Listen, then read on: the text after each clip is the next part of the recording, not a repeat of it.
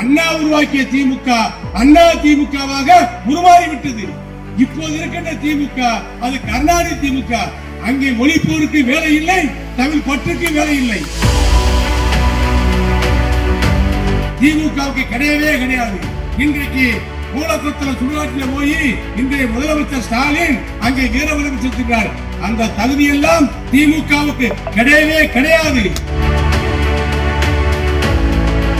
களத்தில் அவர் எதிர்த்து போட்டியிடக்கூடிய திமுக இன்றைக்கு கலகலத்தில் இருக்கிறது. ஏனென்று சொன்னால் அண்ணா திமுக அடித்துக் கொள்வார்கள். அண்ணன் தம்பி சண்டை நிறைய இருக்கிறது. முற்போக்கு பிற்போக்குத்தனமான ஆட்சியை தூக்கி எறிவோம், நல்ல ஆட்சியை தமிழகத்தில் அமைப்போம், அம்மாவுடைய ஆட்சி அமைப்போம் என்று சபதம் எடுத்து கரம் தூக்கி பிடித்தார்கள்.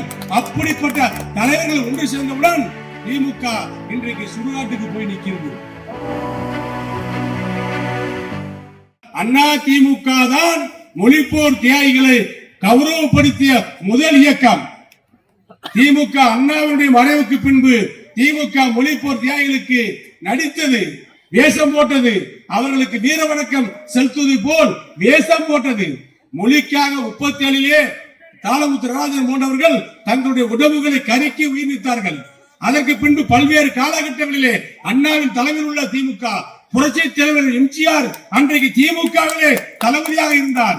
அண்ணாவினுடைய வழக்கரங்களிலே சொல்கின்ற வீரவாளாக இருந்தால் அன்றைக்கு ஏற்பட்ட மொழி பிரச்சனையில் மொழிக்காக தமிழ் மொழிக்காக நடந்த போராட்டத்தில் உங்களுக்கு சொல்கிறேன், புரட்சி தலைவர் எம்ஜிஆரும் சிறை சென்றார். கலைஞர்கள் சிறைக்கு வர வேண்டாம், கலைஞர்கள் போராட்டங்களுக்கு வர வேண்டாம், திரை நட்சத்திரங்கள் போராட்டத்தில் கலந்து கொள்ள வேண்டாம் என்று சொன்ன நேரத்திலும் புரட்சி தலைவர் எம்ஜிஆர் போராட்டத்தில் கலந்து கொண்டு சிறை சென்ற வரலாறு உண்டு. இப்படி தலைவர் அண்ணா திமுகவுக்கு தான் வீர வணக்கம் செலுத்துகின்ற தகுதி உண்டு. திமுகவுக்கு கிடையவே கிடையாது. இன்றைக்கு மூலக்குளத்தில் சுடுகாட்டில் போய் இன்றைய முதலமைச்சர் ஸ்டாலின் அங்கே வீர வணக்கம் செலுத்துகிறார். அந்த தகுதி எல்லாம் திமுகவுக்கு கிடையவே கிடையாது.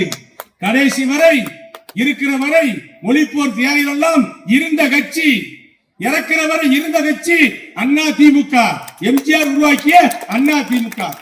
அண்ணாவின் மறைவுக்கு பின்னாடி அண்ணா உருவாக்கிய திமுக அண்ணா திமுகவாக உருமாறிவிட்டது. இப்போது இருக்கின்ற திமுக அது கருணாநிதி திமுக.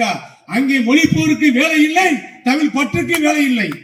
தமிழுக்காக இயக்க நடத்தியவர்கள், தமிழனுக்காக இயக்க நடத்தியவர்கள், தமிழ் மொழிக்காக தியாகம் செய்த கட்சி அண்ணா திமுக தான். பேரறிஞர் அண்ணா சென்னையிலே உலக தமிழ் மாநாடு நடத்தினார். புரட்சி தலைவர் எம்ஜிஆர் மதுரையிலே உலக தமிழ் மாநாடு நடத்தினார். புரட்சி தலைவர் அம்மா தஞ்சையிலே உலக தமிழ் மாநாடு நடத்தினார். கருணாநிதியோ திமுகவோ உலக தமிழ் மாநாடு நடத்தியதாக வரலாறு உண்டா? மக்களை ஏமாற்றி தமிழ் மொழியை விட்டு பழைக்கின்ற இயக்கம் திமுக. தமிழ் மொழிக்காக தியாகம் செய்து வாழ்கின்ற இயக்கம் அண்ணா திமுக. இந்த இயக்கத்தை விட தியாகிகளுக்கு மரியாதை செலுத்துகின்ற கட்சி தமிழகத்தில் வேறு கட்சியே கிடையாது. இன்றைக்கு எடப்பாடியார், புரட்சி தலைவர் எடப்பாடியார் தேர்தல் களத்திலே சூரனாக, வீரனாக, விவேகமிக்கவராக அங்கே களத்தில் இருக்கிறார். களத்தில் அவர் எதிர்த்து போட்டியிடக்கூடிய திமுக இன்றைக்கு கலகலத்தில் இருக்கிறது. ஏனென்று சொன்னால் அண்ணா திமுக அடித்துக் கொள்வார்கள். அண்ணன் தம்பி சண்டை நிறைய இருக்கிறது. அவர்கள் சேர மாட்டார்கள் என்று கனவு கண்டார்கள்.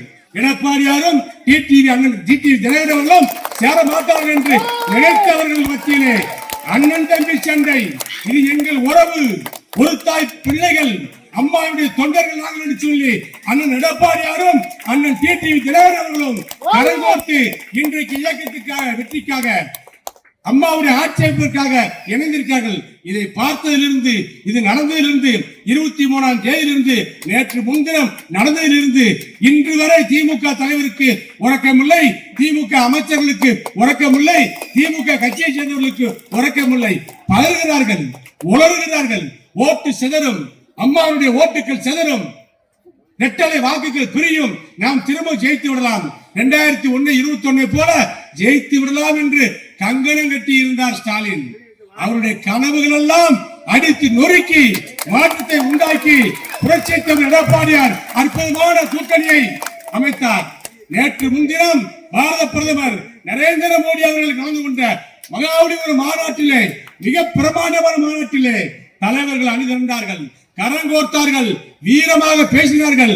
தமிழகத்தினுடைய திமுக ஆட்சியை, முற்போக்கு பிற்போக்குத்தனமான ஆட்சியை தூக்கி எறிவோம், நல்ல ஆட்சியை தமிழகத்தில் அமைப்போம், அம்மாவுடைய ஆட்சி அமைப்போம் என்று சபதம் எடுத்து கரந்தூக்கி பிடித்தார்கள்.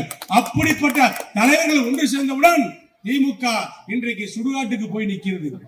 மூலக்கரை சுடுகாட்டில் போய் அங்கே ஒப்பாரி வைக்கிறார் ஸ்டாலின். மூலக்கரை சுடுகாட்டில் போய் வீர வணக்கம் செலுத்தி சொல்கிறார். இதற்கு முன்பு வீர வணக்கம் செலுத்த மூலக்கரை சுடுகாட்டுக்கு போனாரா? வீர வணக்கம் மொழிப்போர் தியாகிகளுக்கு செலுத்தக்கூடிய தகுதி திமுக தலைமைக்கும் கிடையாது, திமுக கட்சிக்கும் கிடையாது. அது அண்ணா திமுக உண்டு. டிடிவி சொன்னாரே, அண்ணா திமுக நாங்கள் அத்தனை பேரும் எங்களுக்குள் கருத்து உண்டு, ஆனால் நாங்கள் எல்லாம் பங்காளிகள், பகையாளி கிடையாது. நாங்கள் உறவாடி கெடுப்பவர்கள் கிடையாது.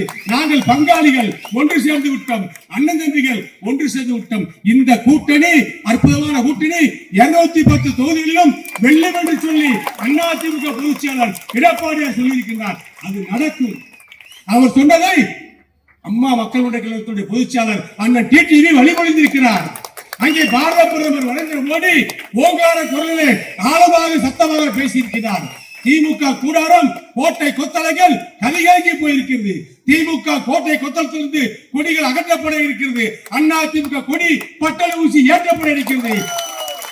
இது காலத்தின் கட்டாயம். சிலுக்கு தொகுதி கூட்டணிக்கு போகுமா, எங்கே போகும் என்ற பிரச்சனைகள் ஓடிக்கொண்டிருக்கிறது. சிலுத்தூர் தொகுதி அண்ணா திமுகவுடைய 8 கோட்டை, கோட்டை. இங்கே அண்ணா திமுக தான் நிற்கும். செய்திகளை உடனுக்குடன் தெரிந்து கொள்ள கீழ்கண்ட கேபிள் மற்றும் டிடிஎச் நெட்வொர்க்குகளில் எம் நாடு செய்தி தொலைக்காட்சியை காணுங்கள். பாதகம் செய்பவரை கண்டால் நாம் பயம் கொள்ளலாகாது பாப்பா. மோதி மிதித்து விடு பாப்பா, அவர் முகத்தில் உமிழ்ந்து விடு பாப்பா.